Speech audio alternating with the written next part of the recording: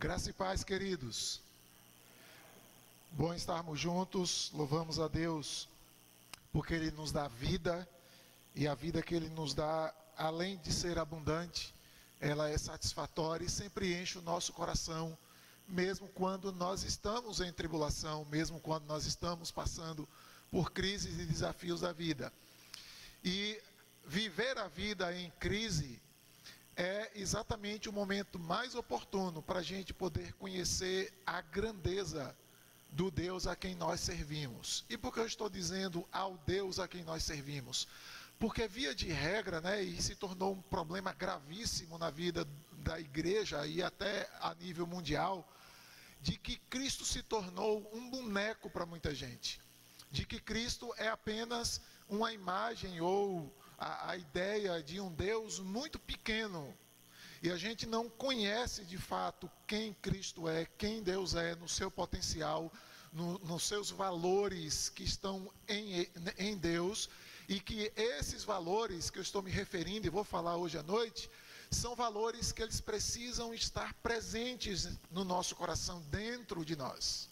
Então, às vezes, nós vivemos uma vida cristã assim, muito alheia a quem de fato é o nosso Senhor e o nosso Salvador, e a gente se distancia, fica longe de uma realidade cristã que é bem real, nítida e é clara na Escritura com relação a Deus. Nós vamos então lá para o texto de Isaías, capítulo 11, você pode abrir aí comigo, e nós vamos ver que no capítulo de número 11, do texto de Isaías, vem uma sequência, não é um tanto quanto diferente, mas vem o resultado do reinado do Senhor Jesus Cristo. E a gente vai encontrar aí em Isaías capítulo 11, nós vamos ver todo o capítulo. Nós poderíamos dividir ele aí em 3 partes bem específicas, não é? E nós vamos ver todo esse texto, mas eu quero pontuar nesse texto exatamente como é, ou como deve ser a ideia do reino de Deus presente em nós, da vida de Cristo presente em nós. Porque é importante lembrar disso, queridos. Nós não somos a igreja, ou não somos cristãos, pelos nossos próprios méritos. A gente, via de regra, a gente sempre lembra disso, e é preciso lembrar disso. Então, se não é pelos nossos méritos, é pelo mérito de alguém, é pelo mérito de Cristo. Então, significa que o mérito que há em Cristo, e dentro da estrutura do seu reinado, esse mérito, ele acaba vindo e chegando a nós também. A Bíblia nos ensina de que na nossa conversão, o Espírito Santo, o próprio Deus vem habitar dentro da gente. Nós nos tornamos santuários, templo, a morada, a habitação do Senhor dentro de nós. Então, isso produz e gera um efeito que é totalmente, completamente diferente de qualquer outra força, energia ou até mesmo entusiasmo religioso. E é nesse ponto em que eu quero destacar o livro de Isaías, eu vou explicar o texto, depois a gente vai voltar para esse ponto, porque se a gente não conseguir identificar e assumir essa postura do reinado de Cristo em nosso coração, ou a partir do nosso coração, do nosso interior, a nossa vida ela sempre será vazia. A vida de igreja, a vida cristã, ela sempre será vazia, se é que a gente poderia chamar de cristã, não é? Porque a gente vai ver aqui que a vida cristã, ela tem uma essência bem definida, bem específica e bem natural dentro de cada um de nós. Então, o texto de Isaías diz assim, vamos ler e depois eu volto explicando e a gente aplicando para nós. Do trono de Jessé sairá um rebento, e das suas raízes brotará um renovo. Repousará sobre ele o Espírito do Senhor, o Espírito de sabedoria e de entendimento, o Espírito de conselho e de fortaleza, o Espírito de conhecimento e de temor do Senhor. Ele terá o seu prazer no temor do Senhor.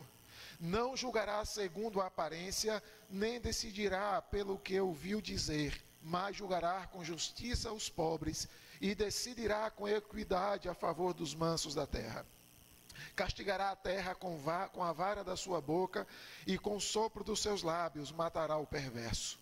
O cinto dele será a justiça e a verdade será a faixa na cintura. O lobo habitará com o cordeiro e o leopardo se deitará junto do cabrito. O bezerro e o leão novo e o novilho gordo andarão juntos, e um pequenino os guiará. A vaca e a ursa pastarão juntas, e as suas crias juntas se deleitarão. E o leão comerá palha como boi. A criança de peito brincará com a toca da cobra, e já o desmamado meterá a mão no ninho da serpente. Não se fará mal nem dano algum em todo o monte santo, porque a terra se encherá do conhecimento do Senhor, como as águas cobrem o mar. Naquele dia, a raiz de Jessé estará posta por estandarte dos povos. As nações recorrerão a ela, e a glória será a sua morada. Naquele dia, o Senhor tornará a estabelecer a mão para resgatar o seu povo, que fora deixado da Assíria, do Egito, de Patros, da Etiópia, de Elão, de Sinar, de Amate e das terras do mar. Levantará um estandarte para as nações, ajuntará os desterrados de Israel e colherá os dispersos de Judá, desde os 4 cantos da terra. A inveja de Efraim acabará, e os adversários de Judá serão eliminados. Efraim não terá inveja de Judá, e Judá não oprimirá Efraim. Ao contrário, voarão sobre os ombros dos filisteus ao ocidente. Juntos despojarão os filhos do oriente. Estenderão as mãos sobre Edom e Moabe, e os filhos de Amon lhe serão sujeitos. O Senhor destruirá totalmente o golfo do mar do Egito, e com a força do seu vento moverá a mão contra o Eufrates, dividindo em 7 canais, para que qualquer um possa atravessá-lo de sandálias. Haverá um caminho plano para o resto do seu povo, que foi exilado da Assíria, como houve para Israel no dia em que saiu da terra do Egito. Vamos entender o texto, né? Nós já vimos lá atrás, aonde Deus castiga o seu povo, enviando inimigos como a Síria, a própria Síria e tantos outras nações pagãs para destruí-los mesmos, inclusive levá-los escravos, tanto mulheres como crianças, absolutamente todo mundo. A gente viu que era um castigo claro da mão de Deus. Agora no capítulo 11, a gente vai ver de que mesmo Deus não se cansando nunca de castigar, não é como o tema que eu dei lá no capítulo de número 10, Deus nunca se cansa de castigar o pecado ou o pecador. A gente vai encontrar no capítulo 11 de que mesmo Deus manifestando e sempre trazendo o seu castigo, Deus também tem garantias de restauração, de recuperar o seu povo, de trazer de volta aqueles que foram ao cativeiro, um cativeiro que é uma expressão de castigo de Deus, que é a expressão da ira de Deus. Então a Bíblia muitas vezes nos deixa perceber de maneira clara, né, ainda que a nossa mente se confunda e se misture, com Deus que age com rigor, com ira, com um castigo tão severo como é uma destruição total de uma cidade, como é uma escravidão de luta, de trabalho forçados, tanto para crianças até como para mulheres. E de repente esse Deus mostra de que a intenção do seu coração é trazer o seu povo de volta, é reconstruir esse mesmo povo, dando a eles todas as riquezas que haviam perdido. Não é? Lembrem que Jerusalém, desde a época de Salomão, eram uma das cidades mais ricas e mais belas do mundo. Salomão conseguiu instituir ou trazer essa riqueza e esse valor à cidade de Jerusalém. Mas Deus diz assim: olha, com estalar de dedos, como uma enchente que chega, assim eu vou destruir todo o povo de Israel. Jerusalém vai se acabar, não vai sobrar nada e nem ninguém na cidade. E agora Deus diz: vou devolver a Israel e vou voltar a reconstruir o meu povo. E Deus realmente fez isso, não é? A gente vai ver depois de 70 anos de cativeiro, a gente vai encontrar o livro de Esdras e Neemias, não é? Que acontece ali simultâneo os 2 livros, eles reconstruindo Israel. Mas aqui na profecia de Isaías, a gente está encontrando um povo ainda escravizado, um povo que provavelmente, não é? Aqui a gente não sabe quanto tempo, mas Isaías já está dizendo de que quando esse povo for escravizado, Deus um dia vai trazê-los de volta, vai restaurar o seu próprio povo. E aqui, como em toda a profecia de Isaías, e lembre que Isaías é o evangelho do Antigo Testamento, né? Então é quem mais fala de Cristo no Antigo Testamento, Isaías está outra vez, como lá no capítulo 7, no capítulo 9, está outra vez fazendo e apontando para o Cristo, para o Senhor Deus Todo-Poderoso, para o Salvador da humanidade, o próprio Filho de Deus. Então se você vê aí já no início, do verso 1 até o verso de número 9 especificamente, Deus já está falando sobre o trono de Jessé, está falando sobre o rebento, ou a raiz de Jessé, que a gente vai encontrar lá na genealogia de Jesus, dizendo de que ele é descendente de Davi. Então aqui já está falando dessa estrutura, que a gente às vezes não conhece muito, mas ela está por toda a Bíblia, falando de onde Jesus vem, qual a origem do povo de que Jesus vem. Então Deus está dizendo de que vai restaurar o povo de Israel. Lembrem que essa ideia do governo de Davi, o povo ou o reinado ainda estava unido. Não é? O povo de Israel se divide lá depois da morte de Salomão, depois do reinado de Salomão. Mas quando se lembra de Davi, se lembra exatamente de uma nação forte, uma nação poderosa, uma nação que tinha uma ótima administração, como foi a de Davi, uma nação que era excelente em guerra, em batalha, e que aquele mundo inteiro daquela época temia Israel, porque dizia que era o povo de Deus, que era o referencial de Deus no mundo. Então, quando Deus resgata a memória da unidade, da restauração do seu povo, Deus resgata exatamente essa situação, essa condição, que é o filho de Jessé, que é a raiz, a descendência de Jessé, ou a descendência de Davi, a gente poderia dizer aqui, porque Davi já foi aqui, não é? Já passou a época de Davi. É a descendência de Davi que vai voltar. E é exatamente a promessa do Messias, é a promessa do Redentor, do restaurador do povo de Israel.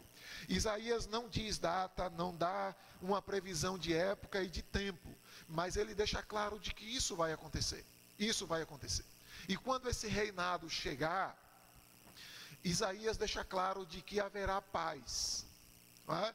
Ele vai manifestar o seu poder, e a gente vai voltar para ele daqui a pouco, mas vai haver paz. E a descrição do verso 6 ao verso 9, não é? Onde vai dizer que os animais de caça, eles vão viver bem com as suas próprias caças, não é?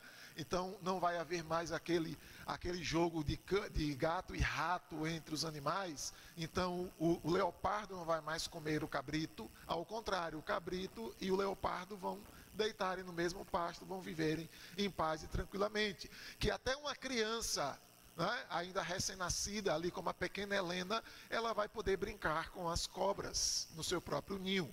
E que uma criança já desmamada, né, aquela que não mama mais, que já está aí acima da infância, ela vai poder então mexer até no ninho e brincar numa cova junto com as víboras. A expressão para víboras aqui é de cobras mais venenosas, não é? As cobras têm classificações e víboras se refere àquelas mais venenosas, aquelas que com 5 segundos já pode te matar logo após a picada.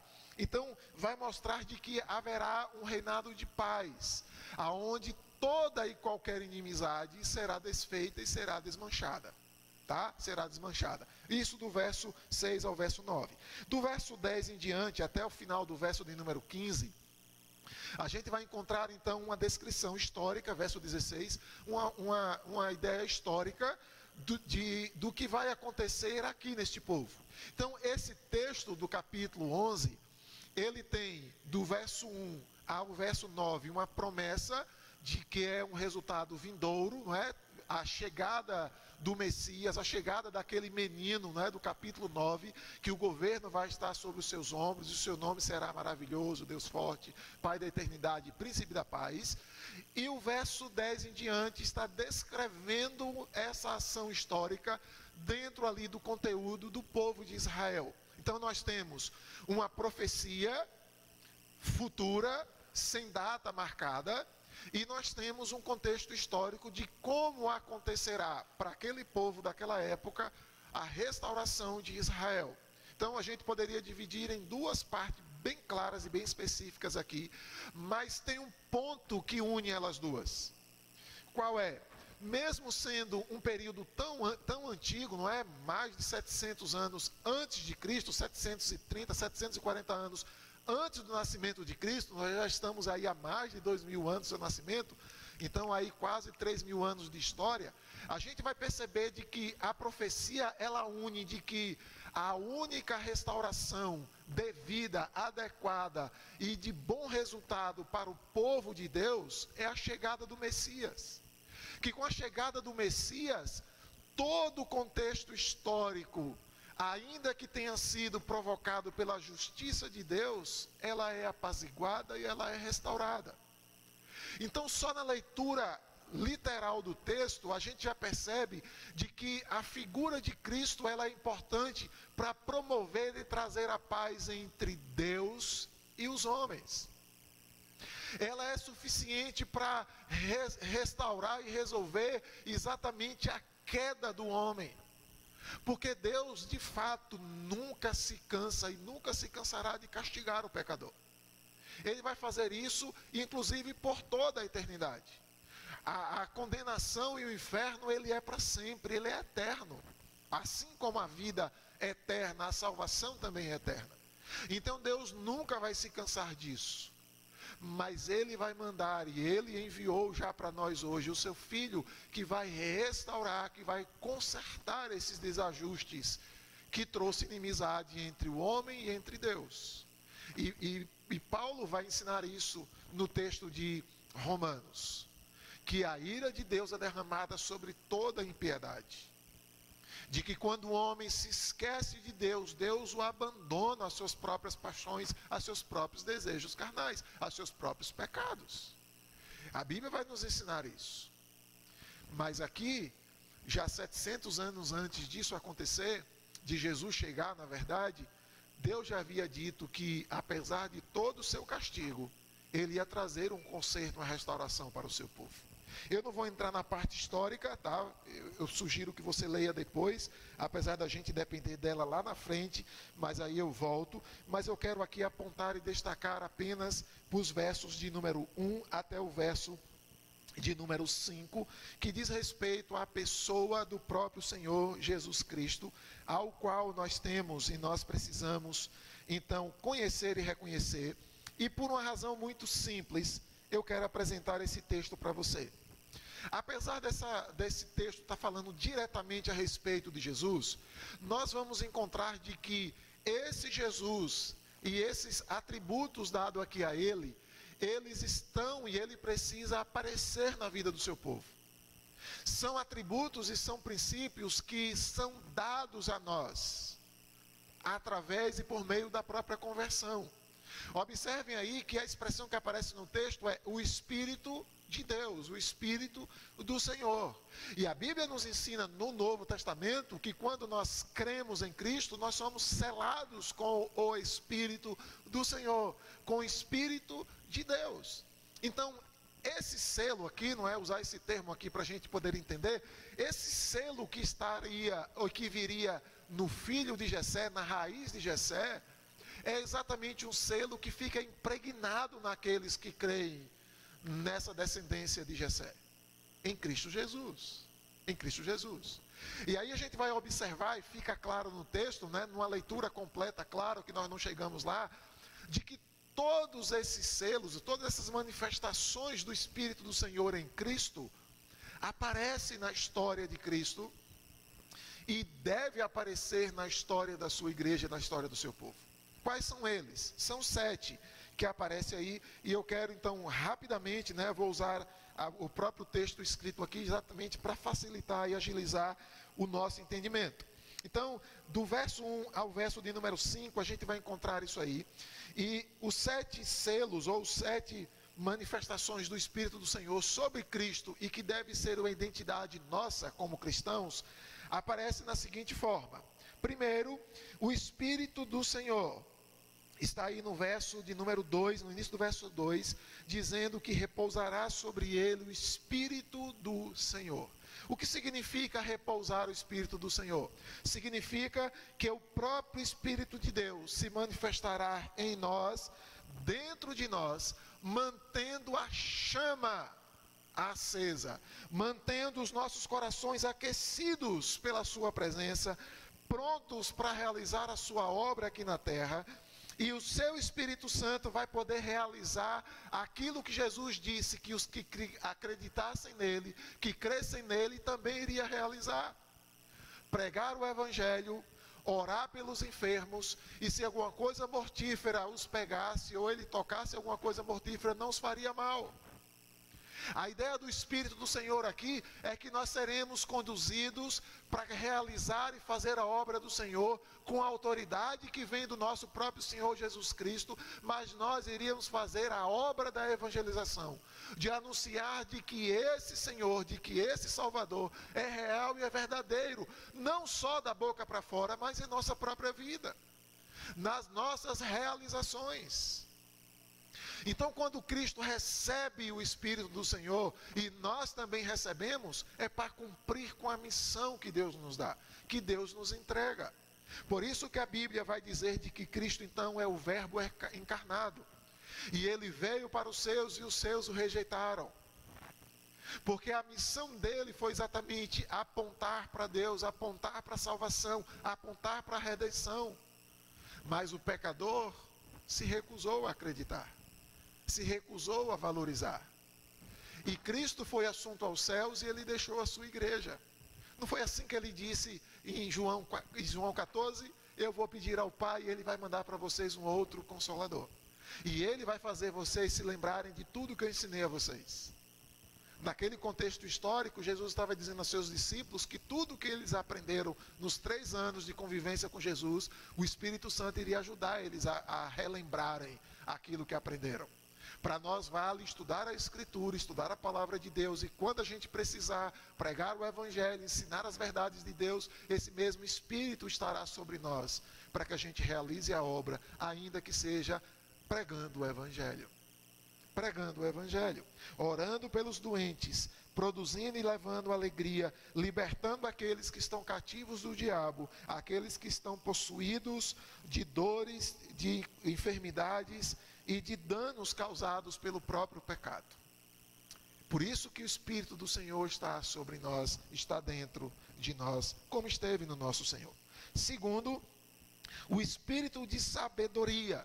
E a expressão para sabedoria aqui significa a arte de ser bem-sucedido. Tá? A arte de ser bem-sucedido, mas aí tem aqui um parêntese. Não é bem-sucedido no trabalho, não é bem-sucedido nas finanças, ser rico, ser famoso, não tem nada a ver isso com isso. Na verdade, não existe nenhuma promessa na Escritura, nenhuma garantia na Escritura de que porque você é crente vai ser rico, de que porque você é crente vai ser famoso, vai ser alguém espetacular. Não existe nenhuma promessa nisso, não existe. Então aqui a capacidade, a arte de se dar bem na vida, de conseguir lucros e vitórias, não tem nada a ver com finanças e com sucesso pessoal. Aqui está falando de que o Espírito de sabedoria vai nos ajudar na arte de pregar o Evangelho, de viver o Evangelho. A sabedoria aqui significa a habilidade, a prudência e a graça de Deus sobre nós, para a gente conhecer, admitir e viver os caminhos de Deus proposto para nós, não só como igreja no coletivo, mas como cristãos e pessoas individuais, lá no nosso trabalho, lá na nossa casa, lá no nosso hall de amizade, em qualquer lugar que estejamos. Não é assim que Jesus disse aos seus discípulos e os estimulou: ide por todo mundo e pregai o Evangelho a toda criatura. É o Espírito de sabedoria que está em nós, para a gente lidar e a gente ter sucesso no anúncio, na pregação do Evangelho, na vida cristã. Quantos desafios nós não temos no nosso trabalho de comportamento, da fala, da língua, do tratamento com as pessoas. E enfrentamos esse desafio de ser modelo, exemplo do Senhor, luz do mundo, sal da terra. só conhecendo ao Senhor e tendo o espírito de sabedoria que vem do Senhor, para nos ajudar a lidar nesses momentos difíceis, nas circunstâncias cruciais, para que as pessoas vejam Cristo em nós. Isso é ser bem-sucedido. E o espírito de sabedoria que vem de Deus nos ajuda a isso. Tiago não ensinou isso. Quem precisa de sabedoria, peça a Deus. Vem dele a sabedoria para viver o Evangelho. Terceiro, espírito de entendimento. Fala de inteligência, de discernimento. É a nossa capacidade de compreender a Escritura, de compreender a revelação de Deus, escrita, clara, objetiva, acessível a nós. E no século 21, até mesmo no computador, no smartphone, a gente leva no bolso. É a capacidade de compreender o que Deus de fato quer dizer para nós. E não entrar na conversinha fiada dos falsos profetas, dos coaches, das promessas mentirosas, como eu citei há pouco, da ideia de que agora eu sou crente, então eu vou ser famoso, vou ser rico, nada disso. A ideia aqui é a capacidade que nós temos de entender a Escritura, a palavra de Deus. E a Bíblia já nos ensinou isso no Novo Testamento, que é o Espírito de Deus quem nos ensina, é o Espírito de Deus quem nos ilumina, é o Espírito de Deus quem nos faz entender as verdades de Deus. Por isso que Paulo diz assim, encham-se do Espírito. Ele vai ensinar, isso ele disse em Tessalonicenses, em Efésios, ele vai dizer assim, não se embriague com vinho, e o qual leva vocês à devassidão, mas encha-se do Espírito. Como? Falando entre vocês com salmos, hinos e cânticos espirituais. É assim que se enche do Espírito, conhecendo a Escritura, conhecendo os ensinos de Deus. Vai nos tornar aptos para servir ao Senhor, com sabedoria, com discernimento e certos de que o que nós estamos fazendo é agradável, é a vontade de Deus. O que nós ensinamos e o que nós falamos. Também isso vai nos trazer claro conhecimento e evidência da nossa segurança da vida cristã. Nós vamos saber o que é bom e o que é mal. Esse espírito de entendimento vai nos ajudar a discernir o que é certo fazer e o que é errado fazer. E não ser possuídos por um espírito deste mundo, do mundanismo, o qual a gente acha que o nosso prazer, que a nossa própria consciência, o nosso próprio jeito de ser, a nossa própria forma de ser, é o certo nessa vida. O espírito de entendimento traz a nós também capacidade da gente discernir que o que nós falamos, o que nós pensamos, o que nós desejamos, o que nós queremos, é totalmente contra a vontade de Deus. E vai além das músicas cantadas. A gente canta aqui de vez em quando uma música que diz que a gente abre mão dos nossos sonhos. Mas quando a gente sai do culto, a gente não abre mão de nada. Aqui, e na própria figura de Cristo, o espírito de entendimento fez com que Cristo chegasse no Getsêmani, expressasse a sua dor pelo nosso pecado e dissesse ao Senhor, faça-se a tua vontade. A minha dor é grande, a minha angústia é grande, mas faça-se a tua vontade. É o espírito de entendimento, de discernir qual é exatamente a vontade de Deus, ainda que ela traga dor. Pedro vai dizer para a gente que quando a gente for perseguido por causa de Cristo, a gente tem que encontrar alegria no coração. Por quê? Porque nós estamos sabendo que estamos dentro da vontade de Deus. O próprio Senhor Jesus disse que o mundo iria nos odiar. E qual o motivo do seu ódio? Porque nós somos semelhantes a Ele. Nós amamos como Ele nos amou. É sequência natural. Quarto, o espírito de conselho, planejamento e estratégia, solução para os objetivos da vida, solução para os objetivos e as razões da nossa vida no contexto cristão. Tá? Nunca pense que é sobre você, nunca pense que é sobre a sua família, nunca pense que é sobre o seu trabalho, sobre o seu sucesso, sobre os seus ganhos. É sempre sobre o reino de Deus. Deus nunca prometeu riqueza para ninguém. Mas Ele promete dar o seu Espírito, que nos ajuda a vencer os limites e as restrições. E o Espírito de conselho é exatamente esse. Esse que nos faz entender e nos faz conhecer e ver de longe qual é a vontade de Deus, qual é o desejo de Deus para a nossa vida. O espírito de conselho é aquele que envolve a igreja, aquele que envolve as pessoas, aquele que envolve até mesmo o próprio mundo, em uma oportunidade, em um momento em que eles precisam ouvir de Deus, saber qual é a vontade e para onde Deus aponta. O espírito de conselho é aquele que possibilita e dar à igreja a prudência para planejar a estratégia correta, uma situação adequada para que o evangelho seja pregado, seja anunciado, para que Cristo seja apresentado não só no falar, mas também na vida da própria igreja. O espírito de conselho é aquele do qual nós adquirimos a solução para as nossas vidas. E essa solução para as nossas vidas não está atrelada ao poder político, não está ao poder econômico, não está à condição de saúde, mas está atrelada ao nosso Senhor e ao nosso Salvador. O apontamento aqui de onde vem o referencial para o nosso bem-estar, para os caminhos que nós temos que trilhar e para as decisões que nós temos que tomar como igreja, como família e como cristãos. Esse espírito de conselho vem do próprio Senhor, vem da própria revelação da Escritura. E é dela que nós precisamos ouvir os conselhos. Dá uma lida no livro de Provérbios, né? Nós estamos lendo aí na leitura bíblica anual e vejo o tanto de conselho que nós temos lá, apontando o caminho do Senhor, apontando o ideal do Senhor, e que vale não só para a igreja, mas vale para o mundo inteiro, vale para governos, vale para todo mundo.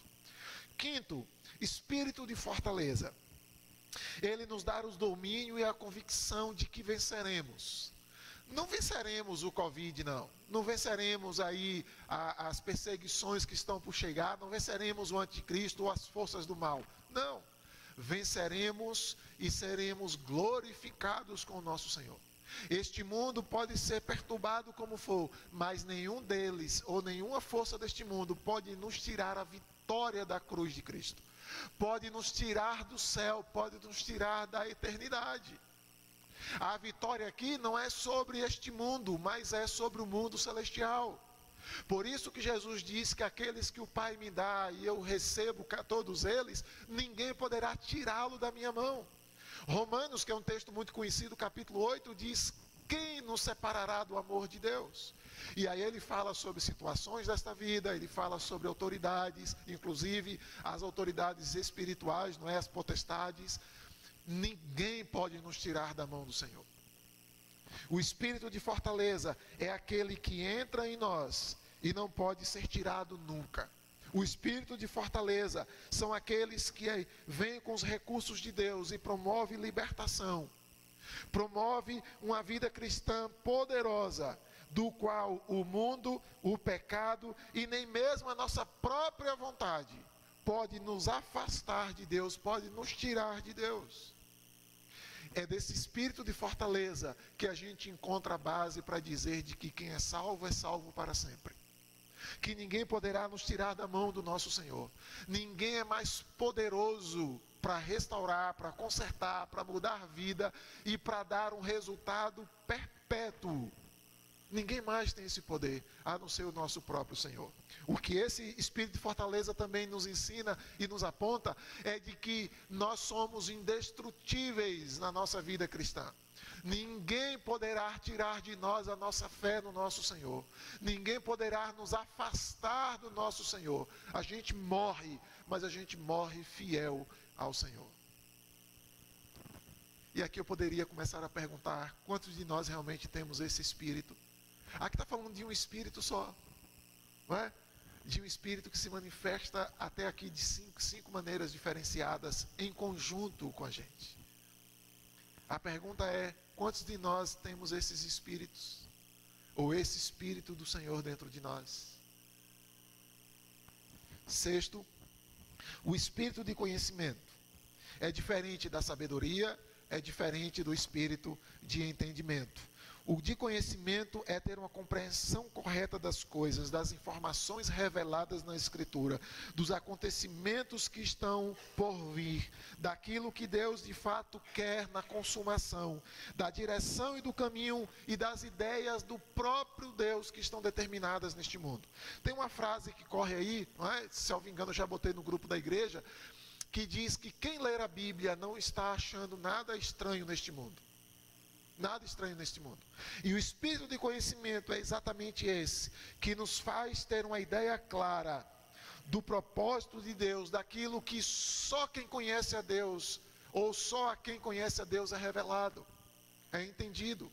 É uma esperança e uma expectativa de que aqueles que conhecem a Deus de maneira absoluta, que têm a capacidade de saber que Deus é poderoso para cumprir todas as suas promessas, que é mais poderoso do que qualquer intervenção humana ou até mesmo do próprio diabo, tenha certeza de que todas as coisas cooperam para o bem daqueles que amam a Deus. É o espírito de conhecimento que nos faz entender e aceitar isso, que nos faz viver desta maneira e que nos faz fugir de falsas profecias, de falsas garantias também. Porque às vezes nós nos iludimos com o falso ensino, a gente consegue separar, não é? Na verdade, o falso ensino, mas às vezes a gente acredita em coisas que não estão na Bíblia, ou que são mal interpretadas na Bíblia. As falsas profecias. O conhecimento nos ajuda a entender exatamente o que Deus quer, como Ele vai fazer. A gente não consegue saber quando Ele vai fazer, mas a gente precisa aprender e ser dominado por esse espírito de conhecimento. Sétimo e não menos importante, é o espírito de temor do Senhor. O desejo ardente de obedecê-lo e o medo terrível de desobedecê-lo, de contrariar a Deus. Isso é temor. E o espírito de temor então significa reverência, prioridade, respeito, devoção integral a Deus, reconhecimento de quem Ele é e não de somente usar o seu nome em vão, sem necessariamente considerar a sua presença e a sua pessoa. Porque em alguns momentos a gente acaba fazendo uso do nome de Deus em vão, porque a gente não o respeita na hora do culto, a gente não o respeita na hora da devocional, a gente na verdade às vezes nem tem devocional, nem tem contato pessoal, íntimo com Ele no dia a dia. E a gente está esperando que Ele nos proteja, que Ele nos guarde durante todo o dia. E a Bíblia então nos ensina de que Cristo teve um temor do Senhor no seu coração. E esse temor deve estar no nosso coração também. O temor do Senhor nos leva até o seu trono, nos faz entrar em contato com a sua santidade, com a sua pureza, por causa do sangue de Cristo. E a pureza do Senhor e a presença do Senhor, ela nos molda. Ela eventualmente não é uma garantia de atendimento das nossas orações, mas ela é a garantia da gente ser moldado por um Deus todo-poderoso, de um Deus fantástico na sua onipresença. A Bíblia vai dizer, né, em vários textos, inclusive Isaías vai dizer isso, que Ele é o Senhor majestoso, glorioso, excelso, grandioso, que está no alto e sublime trono. A descrição que João faz em Apocalipse é de um Deus sentado no trono todo-poderoso, que todos os seres celestiais se curvam a Ele, adoram a Ele e etc. A gente vê toda essa grandeza. Mas é curioso de que esse Deus, Ele acaba vindo morando dentro da gente. É o Espírito do Senhor que vem morar dentro da gente. E quando Ele vem, Ele traz essas 7 características para transformar a gente, para moldar a gente em quem Ele é. Sede santo, porque eu também sou santo. Sede perfeito, como é perfeito o vosso Pai Celestial. É o poder de Deus interferindo na vida humana. É a graça e a misericórdia de Deus se infiltrando na vida do homem, com o poder de transformá-lo, de fazer ele ser alguma coisa que nenhum coach, nenhum pregador, nenhuma igreja pode fazer. Só Ele tem o poder de transformar. E Ele faz isso por meio do seu Espírito, nos afastando de tudo e de todos que não tem nada a ver com Ele, nos fazendo uma igreja santa, um povo de propriedade exclusiva de Deus. E isso não significa que nós temos uma placa lá. Isso não significa que nós temos um estatuto que nos separa de outras religiões e seitas e etc. Não. A Bíblia vai dizer que o que nos faz ser separados, diferenciados do mundo, é o Espírito de Deus que habita em nós. Que habita em nós. Quanto isso nos custa? Nada.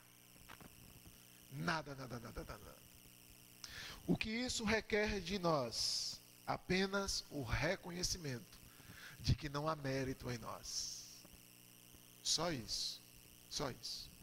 O que isso nos dará? Uma verdadeira e real transformação. Sem esforço, sem fazer promessas, sem querer ser espetáculo para alguém, para alguma coisa. Simplesmente e unicamente acontece no nosso coração quando nós conhecemos a Cristo e nós entendemos de que Ele é o nosso Senhor, Ele é o nosso Salvador, Ele é a raiz de Jessé, Ele é o rebento que Deus trouxe ao mundo para transformar as nossas vidas, para mudar a nossa vida por completo, para nos tirar debaixo da sua ira e nos colocar debaixo do seu reino, do seu amor maravilhoso e fantástico. Em que isso implica para mim? Em nada. Mas a pergunta que a gente precisa fazer hoje e meditar hoje é: esse Espírito de Deus atua em mim? Eu me sinto mesmo separado para a obra do Senhor? Eu estou mesmo anunciando a obra do Senhor? Eu me sinto forte? Eu me sinto resistente às lutas contra o pecado, contra o mundo, contra o sistema de mundo que quer me conduzir e me levar ao pecar, a negar a Deus? Eu estou mesmo me dedicando ao conhecimento do Senhor para não ser destruído, conhecendo a Deus, a sua palavra? Eu estou mesmo ensinando aonde eu ando, começando dentro da minha casa e perpassando por todos os meus ambientes, de que Cristo é Senhor e Salvador, de que as suas verdades são absolutas? O que a gente precisa se perguntar hoje é se esse Espírito está atuante na nossa vida. Porque para que a gente pudesse ser salvo, que a gente possa ser salvo, esse Espírito entrou no nosso Senhor e Salvador. E Ele veio trazido para nós, de graça, sem nenhum esforço, sem nenhum mérito, sem nenhuma honra e dignidade para receber. Nós apenas sofremos o impacto da promessa de Deus de restaurar o seu povo. Esse mesmo texto do capítulo 11 vai dizer de que essa restauração não foi só para Israel, mas Deus haveria de restaurar todas as nações. Quando a gente chega lá na frente, a gente vai encontrar que até o Egito e até a própria Assíria, instrumentos de Deus por várias vezes para castigar o seu povo, esses povos se juntarão para adorar a Deus no dia que Ele transformar as nações pelo poder do reinado do seu Filho. Então eu quero que você feche os seus olhos agora e pense seriamente se está em você o Espírito de Deus que trouxe transformação e que veio por meio do seu Filho Jesus Cristo. Logo